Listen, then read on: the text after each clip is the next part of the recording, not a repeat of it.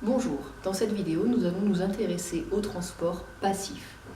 J'ai ici représenté au tableau une membrane plasmique, autrement dit une bicouche constituée de phospholipides. Bicouche puisque nous reconnaissons ici deux feuillets, chacun constitué de phospholipides, reconnaissables avec leur tête représentée en rouge hydrophile et les queues hydrophobes, organisées de manière à minimiser les contacts avec l'eau qui se trouve de part et d'autre. Bien sûr, la représentation est ici extrêmement simplifiée. Dans une vraie cellule, il y aurait de nombreuses protéines, mais aussi des molécules de cholestérol, des glucides, etc. Cette membrane délimite donc deux compartiments. Nous observons un compartiment au-dessus de cette membrane et un compartiment en dessous. Et nous pouvons constater que la concentration en molécules n'est pas du tout la même de part et d'autre de cette membrane. En effet, dans ce compartiment-ci, nous observons deux types de molécules, des molécules représentées par des triangles noirs et des molécules représentées par des ronds verts. La concentration est ici très importante, alors que dans ce compartiment de la membrane, elle est relativement faible.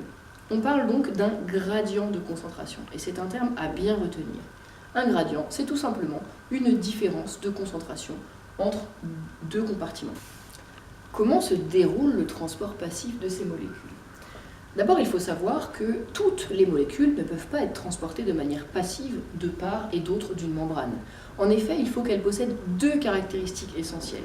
La première caractéristique, c'est que ces molécules doivent être relativement petites. De grosses molécules ne pourront pas être transportées par le transport passif. Deuxième caractéristique, il faut que ces molécules soient hydrophobes.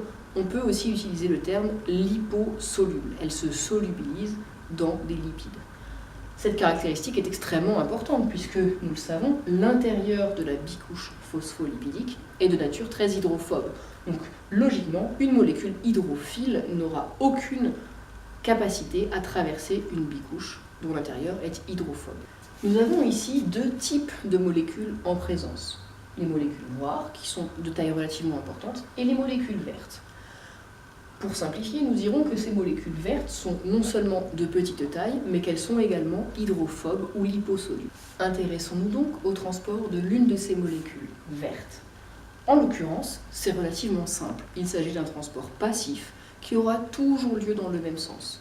Du compartiment où la molécule en question est la plus concentrée, vers le compartiment où la molécule en question est la moins concentrée. On dit donc que le transport passif se déroule dans le sens du gradient de concentration.